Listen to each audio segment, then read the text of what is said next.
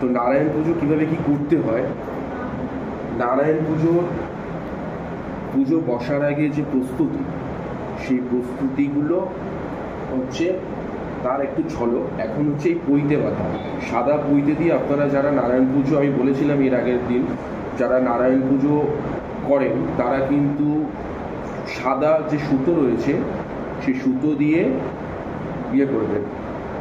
আর সবথেকে বড় কথা হচ্ছে পৈতে কীভাবে বাঁধে, সেই পৈতে বাঁধার কিন্তু যে আর্ট, সেটা কিন্তু আপনাদেরকে দেখতে হবে। ছাড়িয়ে নিয়ে একটু সুতো করবেন, সুতো করার পরে করবেন।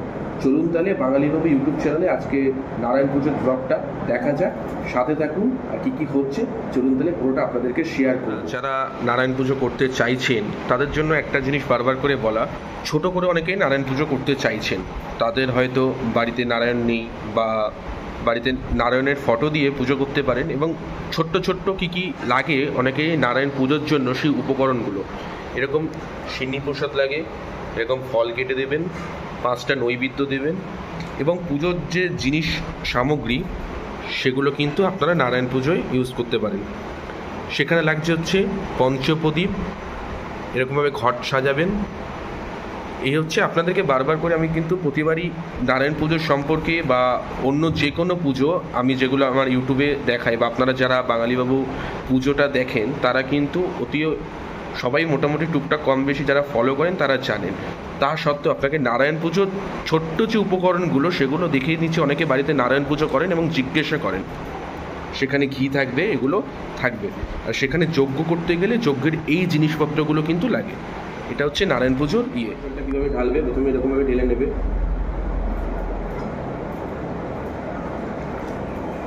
গঙ্গা জলটা ঢেলে নেবে, কী কী আছে। তারপর তোমরা একটা ফুল দেবে, ব্লগটা সবাই দেখো। এবং একটু অন্যরকম নিয়ম, একটা কালী পুজোর যোগ বা নারায়ণ পুজোর যোগ্যর সাথে এক করলে হবে না। যেটা তোমরা এর আগের কালী পুজোটা দেখেছো ওটা কিন্তু আলাদা, এটার কিন্তু নিয়ম আলাদা, দুটোর কিন্তু নিয়ম কিন্তু আলাদা, এটাও কিন্তু মনে রাখতে হবে। এরপরে এখানে পঞ্চ নৈবেদ্য রয়েছে, সেগুলো করতে হবে। সেগুলোকে নৈবেদ্যের তুলসী পাতা দিতে হবে, সেগুলো কিন্তু করতে হবে। নারায়ণ পুজোর তুলসী পাতাটা হচ্ছে সাদা চন্দন সাথে দেবে, সাদা চন্দনের সাথে তুলসী পাতা কিন্তু মাস্ট। এই যে তুলসী পাতা, এটার সাথে সাদা চন্দন দিয়ে দিতে হবে।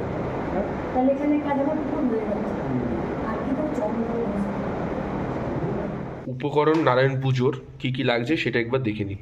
লাগছে তিলকাঠি, লাগছে হচ্ছে বেলকাঠ।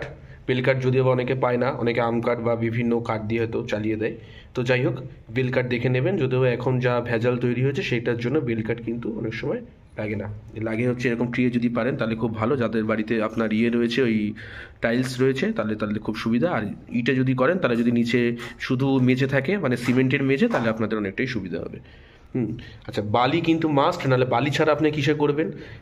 হ্যাঁ, কতটা পরিমাণ বালি লাগছে সেটারও একটা ভাগ রয়েছে। যাই হোক, তো এই হচ্ছে ব্যাপার। এই পুজোটা কিন্তু শেষ করলাম। যারা নতুনরা দেখছো, যারা এই বছরে পুজো করতে চলেছো, তাদের জন্য নারায়ণ পুজোর একটা সুন্দর, তাদের জন্য তারা দেখতে পারো কী কী হচ্ছে। তোমরা কিন্তু কমেন্টসটা করবে, কী কী জানতে অসুবিধা হচ্ছে সেটাও আমাকে জিজ্ঞেস করবে। একটা জিনিস সবাই তো জানেন যে সব পুজোর আগে গণেশ পুজো হয়।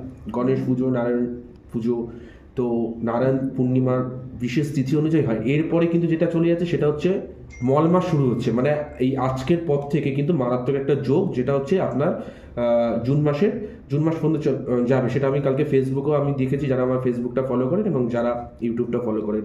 তো এই নারায়ণ পুজো করতে গেলে যজ্ঞের, অনেকে জিজ্ঞেস করছে যে যজ্ঞটা কীভাবে করবো, সেটারও কিন্তু যজ্ঞের মন্ত্র আছে এবং যজ্ঞের কিন্তু একটা ভাগ রয়েছে। তো যজ্ঞতে প্রথমে আগে দিয়ে নেবো বালি। তোমরা মন দিয়ে দেখো, তাহলে দেখলে বুঝতে পারবে।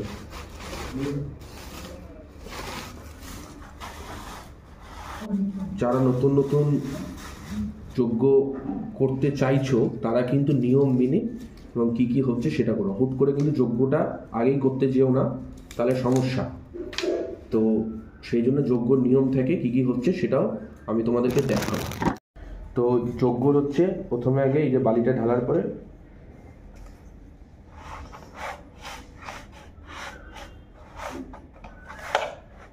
এরকম করে পুরোটাকে 4টে দিক করে নিতে হবে।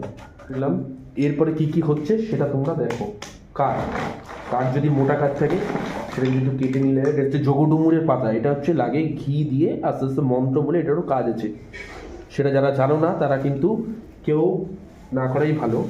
আচ্ছা, যজ্ঞ করার আগে কি সিস্টেম আছে সেটাও বলে দিই, একদম সবাই দেখো, ঠিক আছে? দেখলে বুঝতে পারবে। এরকম ভাবে একটা দাগ টেনে নিলাম।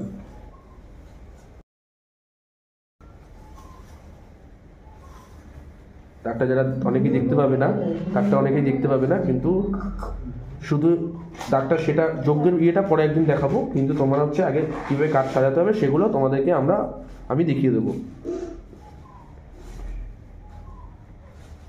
ঠিক আছে? বাকি যজ্ঞতে আমরা কি হচ্ছে, কতটা আগুন উঠছে সেটাও আমি না। করার আগে এইভাবে সবাইকে কিন্তু একটু রং দিয়ে দিতে হবে বা আবির, আর তোমরা দিয়ে দিতে পারো। এবং কাঠ কীভাবে সাজাচ্ছি দেখতে পাচ্ছ, এইভাবে কাঠ সাজাতে হবে। কাঠ, প্রতিটা কাঠে কিন্তু মন্ত্র আছে, প্রতিটা কিন্তু যে দিকগুলো আছে, পূর্ব পশ্চিম উত্তর দক্ষিণ। আচ্ছা, বেদের যেগুলো সাম, ঋক, সাম, যজু, অথর্ব, সেগুলো কি যেরকম যার ইয়ে রয়েছে গোত্রার নামে বন্ধন দিয়ে পুজোগুলো কিন্তু করতে হবে। টোটালটা কিন্তু এখানে তোমাদেরকে বলছি।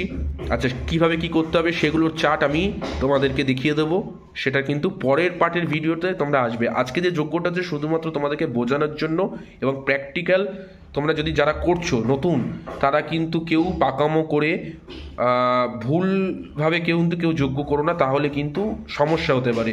তো নারায়ণ পুজো কিন্তু খুব মারাত্মক, যারা নারায়ণ পুজো করবে তারা কিন্তু নিয়ম মেনে, দরকার হলে সেই ফর্মুলাতে অন্তত করা ভালো, তাহলে কিন্তু না করাই ভালো।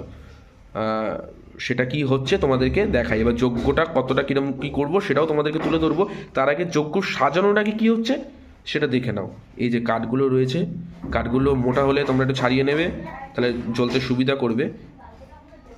কিন্তু প্রতিটা দিকের নিয়ম এবং প্রতিটা দিকে যে আলপনাগুলো রয়েছে, সেই আলপনার কিন্তু একটা ভাগ বা মন্ত্র রয়েছে, সেটা কিন্তু সবাই জেনে সুন্দর করে করবে, না হলে কিন্তু বিপত্তি।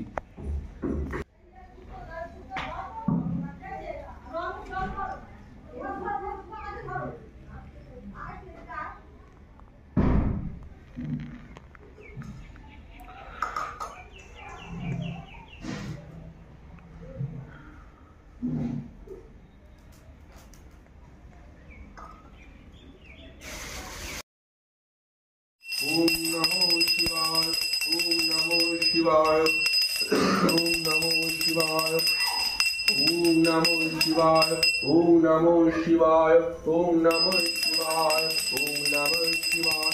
ओम क्लीं क्लीं क्लीं फट स्वाहा, ओम क्लीं क्लीं फट स्वाहा, ओम क्लीं क्लीं ओम फट स्वाहा, ओम क्लीं ह्रीं हुं फट।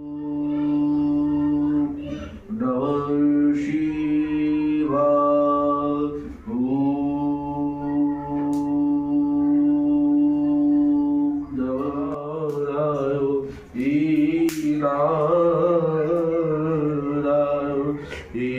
नमः